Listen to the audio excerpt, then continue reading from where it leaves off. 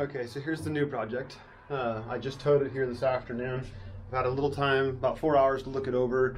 I've traced some of the wires, looked at the framing. There's a few things we need to fix. Well, quite a few, but none of them are major. There's going to be no major reconstructive surgery going on here. Electrical panel, they have 215s, 220s. Main line is a 10 gauge wire that feeds the panel and exits the building over here. This box is yet to be cut through the siding, which is not such a big deal because now I can mark it, use my multi-tool, cut this box out really nice and clean, and then stick it back in there. Not a problem. It's gonna take me a little time, but I'd rather have that than the box be cut completely totally sloppy. There's gonna be some kind of sink here. This is directly opposite the front door. Window, stud, electrical box. Well, yes, they're both secured, and some are gonna ask, well, what's the problem with that?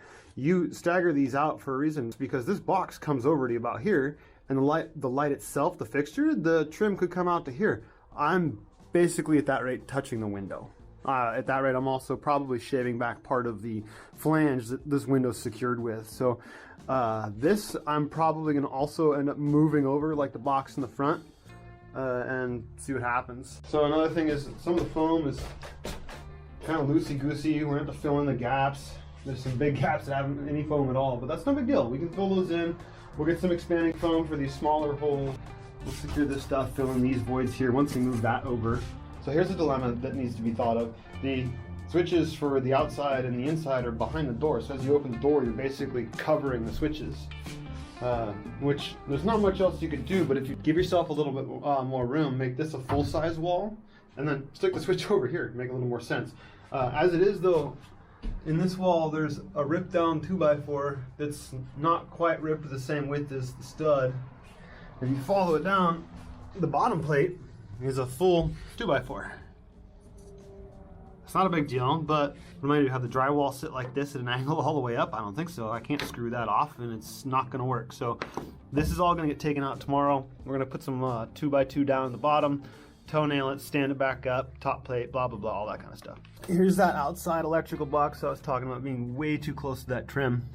So I'm just gonna pull out this foam tomorrow, pull the nails, pull the box out of the way, put some kind of blocking back in there, secure that, and then re-secure the box, put the foam back in.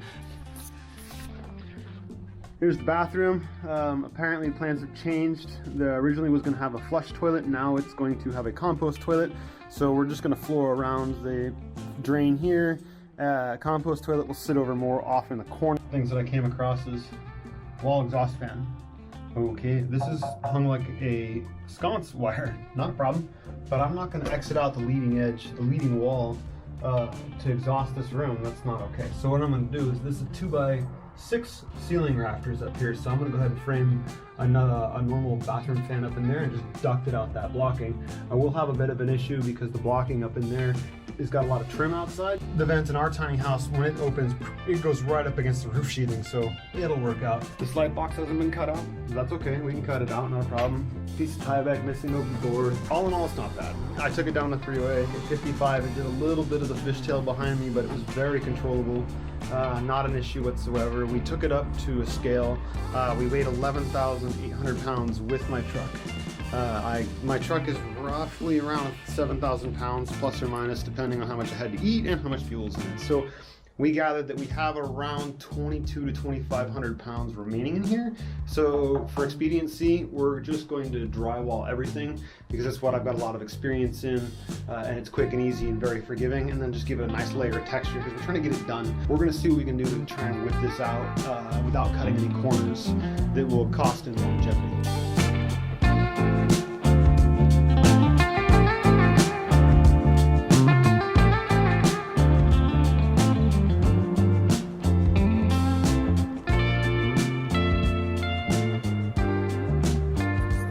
There's one of the problems. This cut is too large. The cover plate won't cover that and seal it. And this cut extends here and here.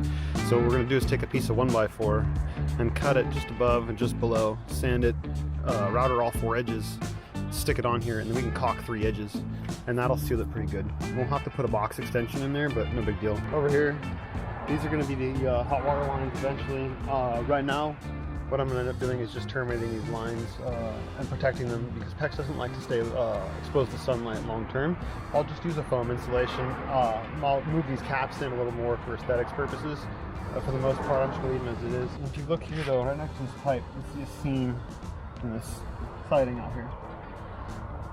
It pushed out. Now this one might be just because the nail wasn't seated properly, but up in here, there's a couple things going on. One is it was not properly primed or painted, so there's exposed wood here, so this is just going to be a sponge over time. You don't want the sponge over time, but I'm going to try and pry this back away and cut it back, and then see if we can push it back into place.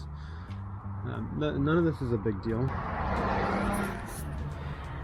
So on this one, time is of the essence. I don't have all day. They don't have an unlimited budget, so I'm going to put discussion on there and just grind off or sand down one side of it so it slips on there and looks good. There's that light fixture I was talking about from the inside. See how close it is to the window? I'm gonna have to do something about that. Now what I have to do is I have to take this box out. I have to scoot it over. What I'm going to do is just scoot it over just enough to get the faceplate in here that I can get a little bit of caulk to seal it off. I'm gonna call it. The wheel wells, there's a rather large gap going through here, but that's okay. We'll find a way to put some sort of trim or flashing or caulking back in there. We'll get it sealed up, not an issue.